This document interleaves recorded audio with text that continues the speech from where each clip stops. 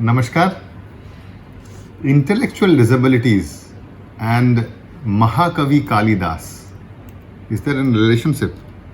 Today we will hear the story of Mahakavi Kalidas, who was supposedly born somewhere in 1st century BC and was one of the 9 gems of Vikramorvasiyam, or probably in 4th or 5th century AD, and was one of the 9 gems of Chandragupta. The Gupta dynasty, we had our golden era when everything prospered. So probably he's of that particular golden era. It doesn't matter much. In Hindi there is a saying, Haath Kangan ko Arsi kya and Padhe Likhe ko Farsi kya. Haath Kangan means if you are wearing bangles, then you don't need a mirror to see it. The 44 major works of Kalidas and the Mahakavyas and the Khandakavyas of Kalidas, which may include something like Kumarasambhavam, Abhijnanasakuntalam, Raghuvamsam, those are evident that he existed, very much existed out. Dates are not important. Now the story goes like this. Kalidas was a very good looking gentleman and belonged to somewhere of Madhya Pradesh or Odisha. We do not know, because his descriptions of the forests and Ujjain make us think that probably he was from that place. So he was a very fine gentleman. Now this happened when he was some 18-19 years old. He was actually sitting on a branch and was trying to chop off the branch. He was singing a song as well. He was so happy doing that. There were a few sages, young monks who were coming back from Ujjain, the capital of India at that point of time. The princess Vidyottama was a Vidushi, or a very learned lady of that time, and her Swayamvar. Now women were not that tortured probably that time, so they had their Swayamvars, means I want to marry somebody, means I'll select based upon whatever is my choice. So Draupadi had a Swayamvar, Sita had a Swayamvar, Vidyottama also had a Swayamvar. Her clause and conditions were that somebody who defeats me in Shastrarth, that means in debate on scriptures and debate on the best which is learned out, would be the person whom I would be marrying out. But she was very arrogant. So these particular young sages had gone there thinking that they were intelligent and they would be marrying out the princess, but the princess had brutally defeated them, humiliated them. So they got hurt and they were coming back. They saw this gentleman who was chopping off the same branch on which he was sitting, and they thought, okay, why not get this fool of the greatest kind married out to the arrogant lady. No matter, she is intelligent and smart, but she is very arrogant, and arrogance doesn't work out. So they asked him, come down. She came down. He said, what happened? He said, will you marry? Kalidas said, yes, I'll marry. You want to marry, right? Will you marry the princess? He became very happy. Yes, I'll marry the princess. Then they said, that's fine, but you have to follow out our one request. You have to shut your mouth off. No, you have to be in a mauna for at least 10 days. Okay? Then he said that, how do I communicate then? They said, okay, you communicate through gestures. We'll understand everything what you need.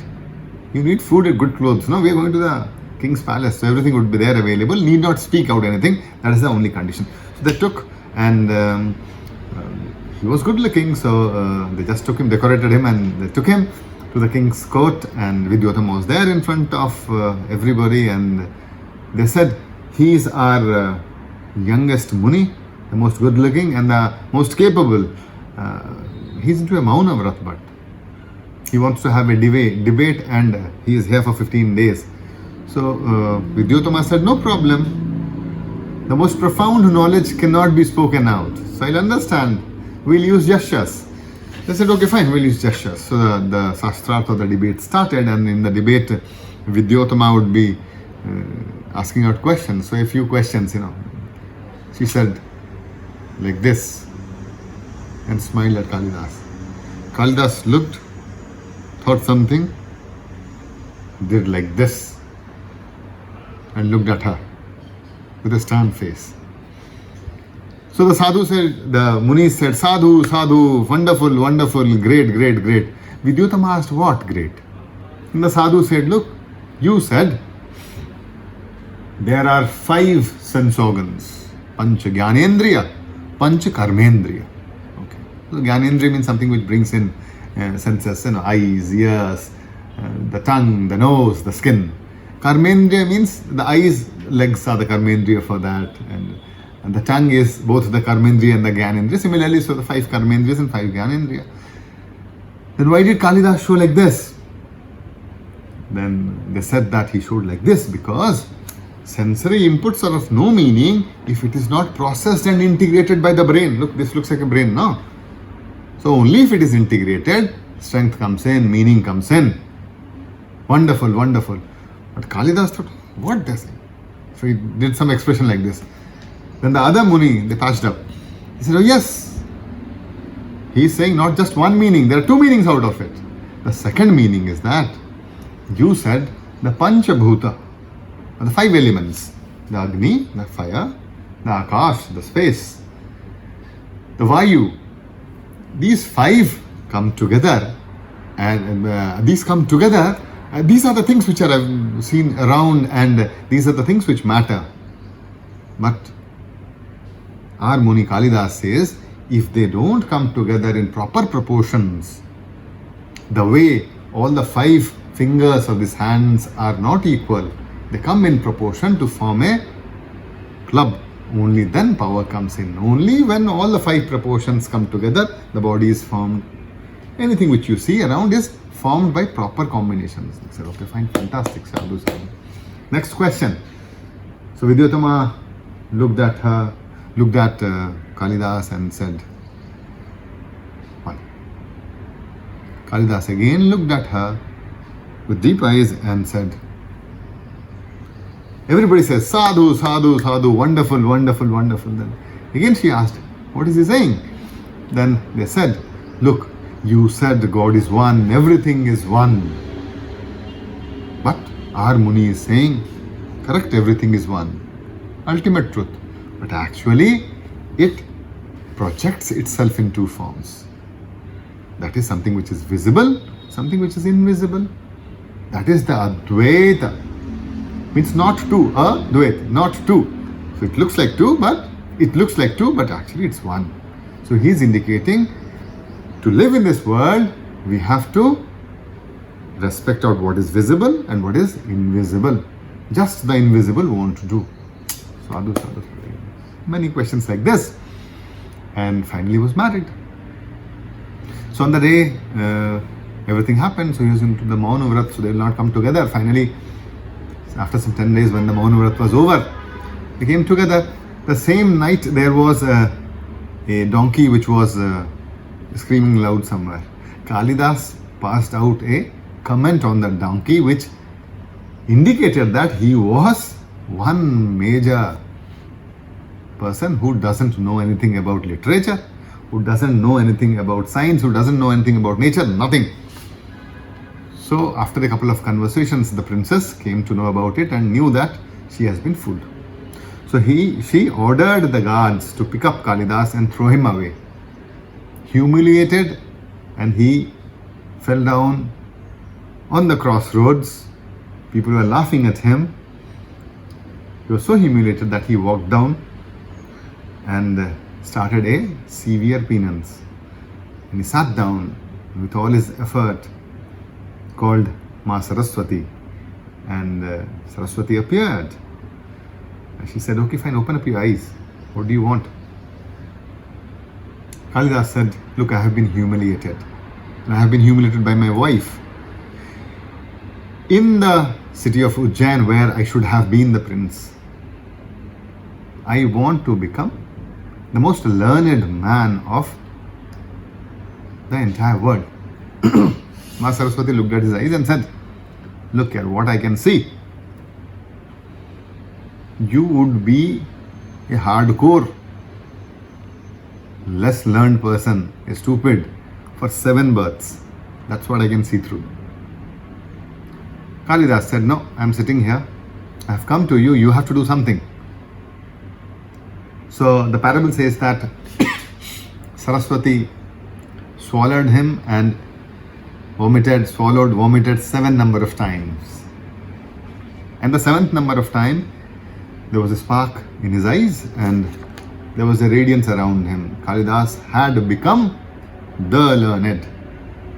Immediately, he composed out a Sanskrit verse, a poem, describing out Ma Saraswati, her hair, her forehead, her eyes, and down till her feet, and said, Ma, this is my first work and this is for you. Saraswati said, you learned out everything, no doubt about it, but because it was done in a hurry, you do not know how to make use of the learning. Pragmatics of communication is important. I am your mother. I am not your beloved. For a mother, your praise should start from the feet, not from the hair, eyes, etc.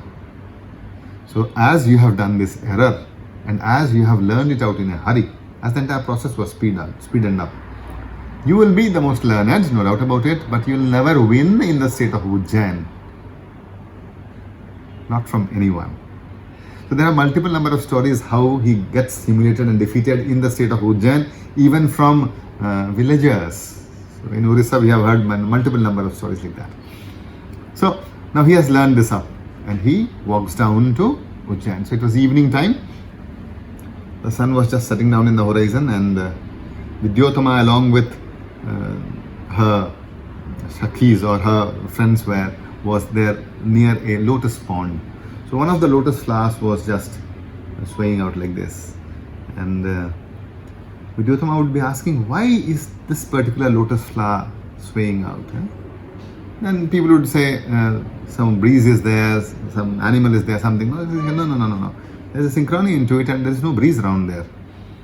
Then from the background, somebody narrated out a shloka, and the meaning of the shloka, I'm forgetting other Sanskrit of it. The Oriya of it is Daru Bheda Khyama Brahmara, which it means that the bumblebee, which has the capability of piercing out a wooden log, it pierces the wooden log and makes home inside it, loses out all its capabilities and strength when it gets trapped in the lotus flower, because whenever you are trapped out in love, you lose out all your capabilities, external capabilities, vigor, strength and everything. It's beautifully told in that Sanskrit verse, and even in the Surya verse it is very beautifully told. Then Vidyotama said, no, who is this person? So hearing out the meter, the words used, the upama used, she met Kalidas and said, okay, fine. And it is said that after that he lived for quite a long time, composing out quite a number of poetry, and that brought out pride to Sanskrit and gave the position where Sanskrit is today. This was the story of Kalidas and intellectual disability. Yat kripa tamaham vande paramananda madhava. If there is blessings of the Almighty, mukam karoti vachalam. Even the person who doesn't speak can speak. Pangum langhayate giri. Somebody who is not having legs can jump out the mountain. So somebody who has grace to him can achieve anything and everything. That's the Indian way of thinking. Thank you.